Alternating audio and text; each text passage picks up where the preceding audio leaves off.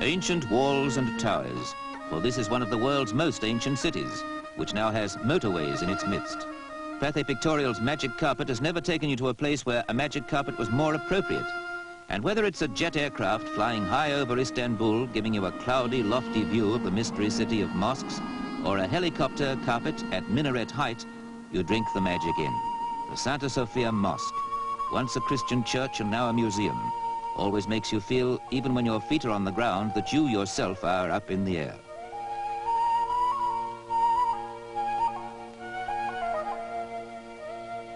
The Golden Horn and the Galata Bridge, where at ferryboat level, they say, you'll meet everyone in the world who deserves to be called a human being, which seems unfair because here it's a man's world.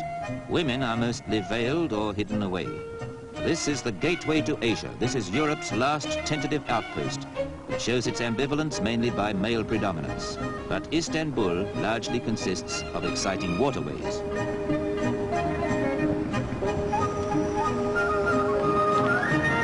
This Galata Bridge is Istanbul. People and mystery and manual labor. Here on the porters' backs, you can analyze life halfway between East and West.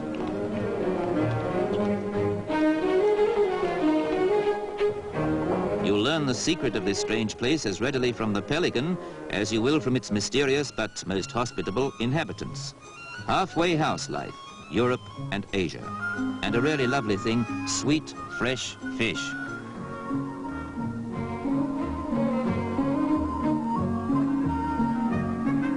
Fish from the Bosphorus, and the custom here is to grill it on charcoal. It's a custom that should spread because it's delicious. A curbside barbecue, conceived in the east and happily moving west. Go on, just dig your teeth into that bit of succulence. Or to savor the subtle flavors of the Orient, buy a bread ring and see how different and delightful it tastes. If you're anybody here, you have your shoes shined. They're dusty in 10 minutes' time, but you do it because you're floating on air most of the time in a city that's a million different places, itself split between two continents with only ferry boats threading it across that narrow, exciting waterway that divides us from Asia and dramatically links Russia and the Black Sea with the Mediterranean and the world at large. This waterway, among other things, is a city street with local transport.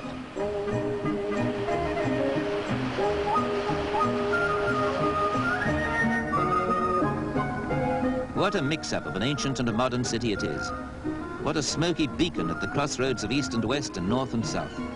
What a fascinating series of contradictions and enigmas.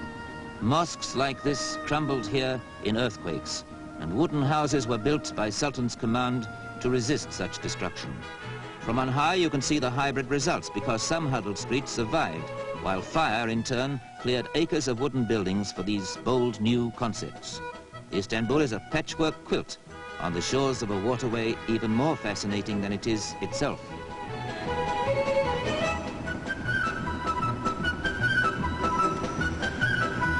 We are cruising now on the Bosphorus. The Dolmabahce Palace, summer residence of generations of proud sultans, but more particularly the last view you'll get of the continent that cradled civilization, because half a mile across the water, it is Europe no more. See the walls they built round the last bastion, Byzantium, later to be Constantinople, the Roman Empire's capital, now Istanbul, a city that is more eternal than Rome itself, which though changing, keeps its origins and its essence intact as it grows.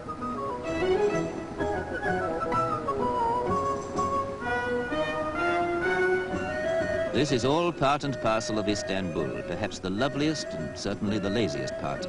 For Istanbul has now stretched out to occupy the whole 17-mile length of this fisherman's paradise. And look, those fish are still alive.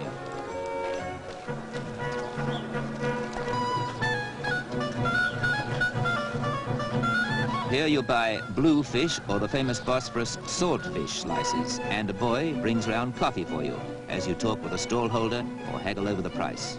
The same as in the bazaars. Good, strong Turkish coffee, as sweet as those fresh-caught fish are themselves. You'll also find round here that any old tin will serve as a barbecue. This scene could be on the Cornish coast or somewhere remote, and it's hard to believe it's part of a sprawling city that the Crusaders knew, a strategic point on the map of the world, besieged in turn by Goths and Huns, Slavs and Arabs, and finally captured 500 years ago, when this castle was built by the Turkish Sultan Mohammed the Conqueror. This was the stronghold from which he first attacked and then defended the city that he made the capital of the Ottoman Empire.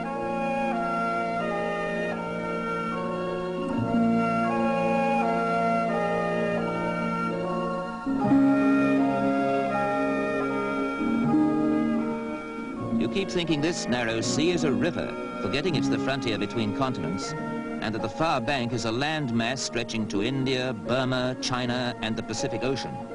There's another castle on the Asiatic side, more elegant houses and the sleepy feeling you still get in the south of France. Glide into this haven of peace in the very outskirts of a crowded city.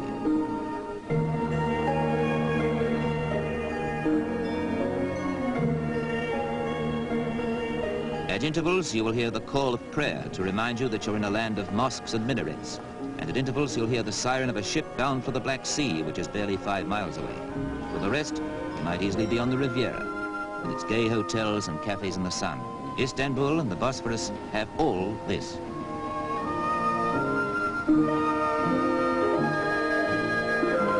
Istanbul and the Bosphorus have mystery too, inscrutable, age-old mystery, somehow symbolized by the Hubble bubble pipe. You order one at any restaurant, a glowing charcoal chip perched over the tobacco to keep it alight. You smoke and dream and contemplate, and the smoke is as wispy blue as the Blue Mosque, which with its 6 minarets is of all things the essence of this exciting place. There's no need to say any more about Istanbul. Imagination can do the rest.